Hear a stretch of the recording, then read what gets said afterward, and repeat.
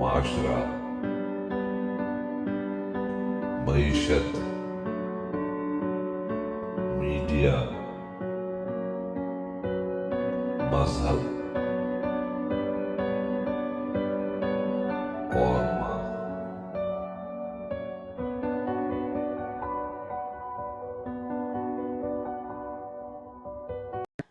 السلام علیکم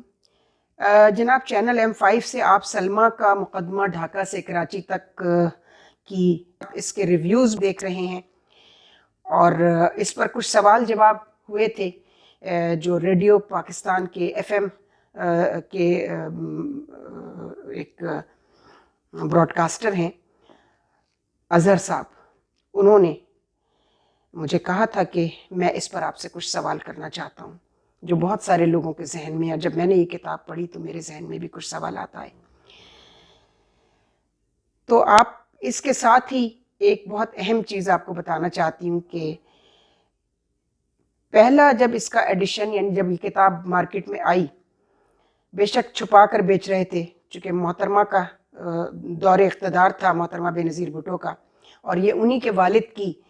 پالیسیز، یعنی بھٹو کلچر کی کہانی تھی جو ڈھاکہ سے کراچی تک پہ چل رہی تھی، جب انہوں نے 92 کا کراچی میں آپریشن کیا تھا، اور لوگ بہت پریشان تھے، اور ہر ایک کو یہ لگتا تھا کہ کہیں یہ دوسرا مشرقی پاکستان نہ بن جائے کراچی، اور یہ بنگلہ دیش کی صورت نہ اختیار کرے، اللہ نہ کرے کہ اب ایسا ہو۔ چونکہ جو سب سے اہم کردار تھا سقوط ڈھاکہ کا، وہ اپنے انجام تک پہنچ گیا۔ میں اس انجام سے متفق نہیں ہوں، یہ یاد رہے۔ بھٹو صاحب کی پھانسی کے نہ میں پہلے کبھی حق میں تھی، اور بہت سارے وہ لوگ جو بھٹو صاحب سے نظریاتی اختلاف رکھتے تھے، ان کے سارے کرتوتوں کو ریجیکٹ کرتے تھے، اس کے باوجود وہ ان کی پھانسی کے حق میں نہیں تھے۔ نہ اس کا شرعی جواز تھا، نہ انسانی جواز تھا، نہ سیاسی جواز تھا۔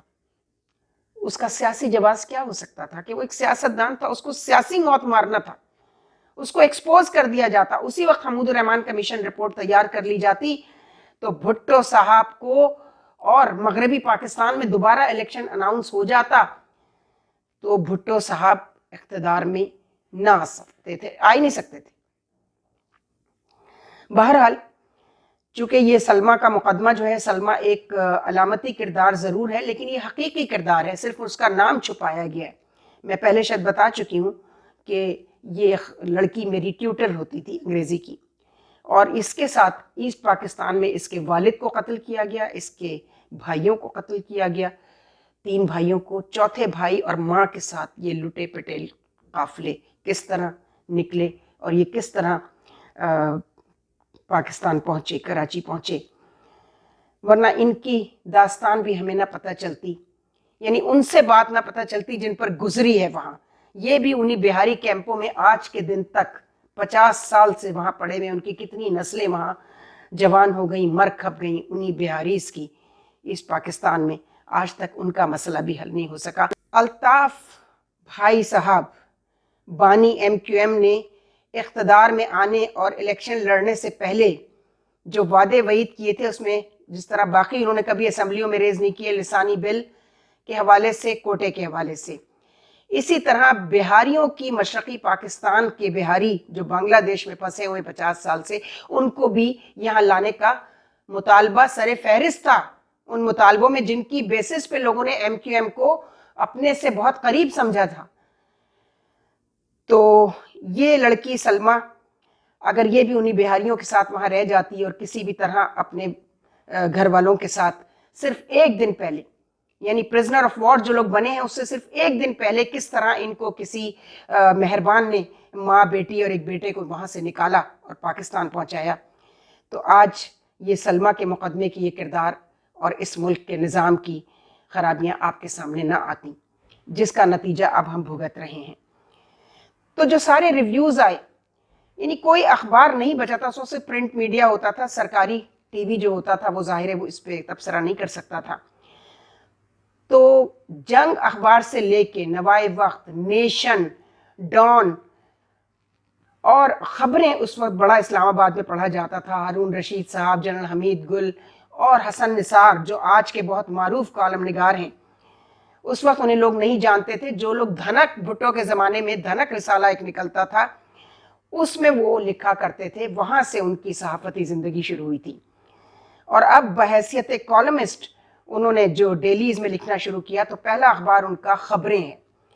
خبریں میں پورے فل 8 کالم کا تبصرہ میں نے جب حسن نثار صاحب کا دیکھا, میں نہیں جانتی تھی یہ کون صاحب ہیں, اور انہوں نے یہ جرت کی کہ اس کا جو نام تھا انگریزی میں ڈاٹر آف دا بیسٹ, اسی کے نام سے انگریزی میں یہ کالم تھا. 8 کالم میں تھا یہ خبریں. اور حسن نثار صاحب کا تبصرہ اتنا زیادہ اتنا پڑھا گیا کہ لوگوں نے, وہ مجھے بتاتے تھے خوشنود علی خان, کہ یہ اس تبصرے کو پڑھنے کی وجہ سے لوگوں نے پرانی کاپیاں بھی خرید کر پڑھی ہیں اور بہت زیادہ پڑھا گیا تھا. وہ اخبار کی سرکولیشن بڑھ گئی تھی خبریں کی. تو میری جب ان سے ملاقات ہوئی اور انہوں نے مجھ سے رابطہ کیا اور میں نے بھی ان سے رابطہ کرنے کی میں نے بھی کوشش شروع کی ہوئی تھی, وہ پہلے کامیاب ہو گئے. تو انہوں نے مجھ سے کہا کہ نسرین بی بی, میرے ذہن میں کچھ چیزیں آ رہی ہیں کہ کیا ایسا تو نہیں ہے کہ یہ آپ کے ذہن میں ٹوٹل علامتی یہ مقدمہ ہو, یعنی اس کو آپ نے جس طرح کنسیو کیا ہے. تو انہوں نے جو چیزیں مجھ سے ڈسکس کی, میں نے ان سے اتفاق کیا کہ ہاں بالکل ایسا ہی ہے. تو کہنے لگے کہ کیوں نہ پھر میں اپنے ریویو کو اس میں شامل کروں, اور نوائے وقت کے لیے انہوں نے کہا کہ میں یہ ریویو بھیجتا ہوں. تو جو انہوں نے لکھا, پہلے تو میں نے نہیں, وہ تصویر کے ساتھ انگریزی کا ایک پیراگراف تھا پہلے ایڈیشن میں, لیکن جب محترمہ سے میری ملاقات ہوئی 1999 فیبرری 27 کو انگلینڈ میں میری ان سے ملاقات ہوئی 1.5 گھنٹہ, اور اس ملاقات کا احوال بھی اب میں اس میں شامل کروں گی, سلمہ کا مقدمہ جو ہے اس میں. تو انہوں نے مجھ سے کہا کہ میں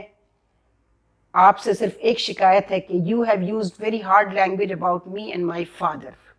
but I salute you for one thing that you have not assassinated my character as a woman. یعنی آپ نے میرے اور میرے والد کی پالیسیز پر تنقید کرتے ہوئے بڑی سخت زبان استعمال کی ہے. آج کا میڈیا دیکھیں تو وہ بیچاری زبان جو میں نے استعمال کی تھی وہ کچھ بھی نہیں ہے اس کے سامنے. یہ 27 سال پرانی بات ہے. تو انہوں نے کہا کہ آپ نے بحیثیت عورت میری کردار کشی نہیں کی, اور یہ کہتے ہوئے ان کی آنکھوں میں آنسو تھے, اور انہوں نے کہا کہ آپ کو پتہ ہے یہ نواز شریف لوگوں نے میرے لیے ہیلی کاپٹر سے پیمفلیٹ گرائے, اور جتنی میری کردار کشی وہ کر سکتے تھے. میں حیران ہوں کہ ان کو خوف خدا بھی نہیں آیا کہ ان کے گھر میں بھی بہن ہے, بیٹی ہے, ماں ہے, بیوی ہے. میں بھی کسی کی بیٹی ہوں, میں بھی کسی کی بہن ہوں, میں بھی کسی کی بیوی ہوں. پرانی باتیں ہو گئیں, اب یہی مل کر بیٹھے ہوئے ہیں. تو بہرحال حسن نثار صاحب نے جو ریویو لکھا تھا, میں نے مناسب سمجھا کہ ان کی فرمائش پر وہ انگریزی کا پیراگراف اور ان کی ایک تصویر این آؤٹ کرائی آف دا ایسٹ کے نام سے تھا, لیو اینڈ لیٹ لیو, ایک اس کا چھوٹا بکلیٹ انگریزی میں ہی آیا تھا پہلے. تو میں نے اس ٹائٹل پہ سے محترمہ کی پکچر اور وہ پیراگراف نکال دیا, اور میں نے اس کی جگہ حسن نثار صاحب کا اور میرا مشترکہ جو ریویو, جب میں نے اپنی کتاب کو خود ایک نظر اس پر ڈالی تو جو میرے ذہن میں کتاب لکھنے سے پہلے چیزیں تھیں وہ, اور ایک مرڈر اٹیک کا خوف جس کا میں نے ذکر نہیں اس میں ابھی پہلے ایڈیشن میں کیا, دوسرے ایڈیشن میں کیا ہے, وہ بھی آپ کو سنوایا جائے گا. اور وہ خطوط جو لوگوں کے آئے تھے جس میں کچھ تنقیدی خطوط تھے, کچھ تعریفی خطوط تھے, تو میں نے تعریفی خطوط کے صرف ایک آدھ جملہ اور تنقیدی خطوط کا پورا جواب کے ساتھ سیکنڈ ایڈیشن میں جو 97 گولڈن جوبلی ایڈیشن کے نام سے آیا تھا, اور اس کے بعد سے اب تک یہ پرنٹ نہیں ہو سکی ہے یہ کتاب. لیکن میں آپ کی خدمت میں وہ بیک ٹائٹل جو حسن نثار صاحب کے نام سے ہی چھپا اور انگریزی کنورژن اس کا نیشن میں چھپا, میں آپ کو وہ پڑھ کے سنا دیتی ہوں.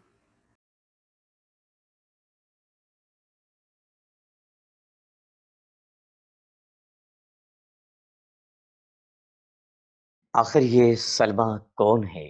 حقیقی کرداروں سے مزین ایک انوکھا علامتی مقدمہ. حقیقی کرداروں کے حوالے سے لکھے گئے اس علامتی مقدمے کو مصنفہ نے منافقانہ رویوں اور مصنوعی کرداروں سے یہ کہہ کر بچا لیا ہے کہ وہ علامتی ادب کو ادبی ریاکاری سمجھتی ہیں۔ تقسیم برصغیر کے بعد اس موضوع پر صرف ایک کتاب حوالے کے لیے رہ گئی تھی، اس کا نام تھا آگ کا دریا، جو کہ برصغیر کی معروف قلمکار قرۃ العین حیدر کا تھا، مگر وہ مکمل طور پر علامتی ناول تھا۔ میں سلمہ کے مقدمے کو علامتی ہونے کے باوجود زیادہ معتبر اور بڑا حوالہ سمجھتا ہوں، اس لیے کہ اس مقدمے میں حقیقی اور زندہ کردار و واقعات کا میں خود اور میری نسل کے لوگ سب سے بڑے گواہ ہیں۔ ذرا ان خوبصورت علامتوں کو دیکھیے، کہیں سلمہ ہی تو پاکستان نہیں، سلمہ کے والد کہیں نظریہ پاکستان تو نہیں تھے۔ سلمہ کا بڑا بھائی کیا مشرقی پاکستان تھا، جو ڈھاکہ میں اپنے نظریے کے ساتھ ہی قتل ہو گیا، اور اب اکیلی سلمہ اپنے 4 بھائیوں یعنی چاروں صوبوں اور ماں یعنی کراچی کے ساتھ 1971 کے بعد کیا کیا دکھ سہتی ہے۔ سوچئے کہیں سلمہ کی ماں دراصل کراچی کی علامت تو نہیں، جو اپنے 4 بیٹوں کو پالتی ہے۔ اس کے 4 بیٹے اسی شیطان کا اگلا نشانہ ہیں، جس نے نظریہ پاکستان اور ایک مشرقی حصے کو قتل کرایا، اور اب وہ ترکیب سوچتا ہے کہ کس طرح بقیہ خاندان بھی ختم ہو۔ وہ پالنے والی ماں سے شروع ہوتا ہے، ماں کو بیمار کرے گا تبھی تو 4 بیٹوں کا دانا پانی بند ہوگا۔ وہ لسانی بل اور دیہی شہری کوٹے کے کینسر میں اس ماں کو مبتلا کر دیتا ہے، اور آخرکار 25 سال تک اس کینسر کے مرض میں مبتلا رہ کر امریکہ علاج کرانے جانے والی ماں وہاں مر جاتی ہے۔ اسی شیطان کا داماد جو ایک علامتی شوہر ہے، یہ کردار دراصل برے شوہر کے روپ میں اس مقدمے کے ایک باب سلمہ کا بلبہ، یعنی وہ شوہر جو پاکستان کی معیشت پر نہ مٹنے والا داغ ہے، کہیں یہ شوہر آصف زرداری کی علامت تو نہیں، جسے پاکستان کو تباہی کی طرف دھکیلنے والا شوہر کہا گیا ہے۔ پاکستان یعنی سلمہ سے اپنی بیٹی کی یہ حالت نہیں دیکھی جاتی، کہیں سلمہ کی بیٹی پاکستان کی 3 موجودہ نسلیں تو نہیں، ایک وہ جو پاکستان کے وجود کے ساتھ ہی وجود میں آئی، دوسری وہ جو 1971 کے سانحے کے بعد وجود میں آئی، اور تیسری وہ جو بلاول اور بختاور کی نسل ہے، اور سلمہ ان تینوں نسلوں کو بچانا چاہتی ہے۔ وہ اس مقدمے میں چیخ رہی ہے، منصفوں سے، عدالت سے، گواہوں سے، محافظوں سے، قلمکاروں سے مدد مانگ رہی ہے کہ اس کی بیٹی کو اس کے ظالم شوہر اور اس شوہر کے ہاتھ مضبوط کرنے والے عناصر یعنی سیاست دان، بیوروکریٹس، دانشور، تاجر، صحافی اور بے ایمان ججوں سے ان نسلوں کو بچا لو۔ سلمہ کی یہ چیخیں، یہ تمام لوگ جب تک نہیں سنتے تو وہ آسمان کی طرف ہاتھ بلند کر کے اپنے رب سے اجازت مانگتی ہے کہ مجھے ان خاموش تماشائیوں سے فریاد کرنے کا سلیقہ سکھا دے پروردگار۔ شاید دینے والے کو اس کی دعا پر ایسا پیار آ جاتا ہے کہ صرف فریاد کا سلیقہ ہی نہیں بلکہ فریاد میں اثر بھی دے دیتا ہے، اور فریاد کا یہ سلیقہ اور اثر ہمیں سلمہ کا مقدمہ میں اس طرح نظر آتا ہے کہ اس مقدمے کے زندہ کرداروں میں سے صرف 1 ماہ بعد مرتضی بھٹو قتل کر دیے جاتے ہیں، اور 2 ماہ بعد بے نظیر بھٹو جیسی فرعون کے ہاں مقدمے کی پیش گوئی کے مطابق لغاری صاحب کی صورت میں ایک موسیٰ پیدا ہو جاتا ہے۔ آصف زرداری یعنی سلمہ کا بلما گرفتار ہو جاتا ہے، اور اس مقدمے کی پیشن گوئی کے مطابق فروری 1997 کو بے نظیر کا سیاسی اقتدار ختم ہو جاتا ہے، اور ان کی کرپشن میں ساتھ دینے والے اس مقدمے کے کئی مجرم جیل میں، جبکہ کئی شاطر بیوروکریٹس برطرف کر دیے جاتے ہیں۔ اور میں حسن نثار، جس نے اس مقدمے کو شروع میں صرف ایک طلسم ہوش ربا سمجھا تھا، دوبارہ جب اس کی درست ثابت ہونے والی پیشن گوئیوں اور پاکستان کی 50 سالہ تاریخ کی علامتوں کے حوالے سے دیکھا، تو اس مقدمے کی خوبصورت جھیل جیسی گہری آنکھوں سے غصے اور جلال کی چنگاریاں نکلتے نظر آئیں۔ اس کی مخروطی انگلیاں اپنی ہی مٹھیوں میں بھنجی ہوئی نظر آئیں، اور میں سوچ رہا ہوں کہ جب غصے میں یہ اتنی خوبصورت کتاب ہے تو اگر اسے یعنی پاکستان کو مسکرانا نصیب ہو جاتا یا ہو جائے تو اس کی دلکشی کا کیا حال ہوگا۔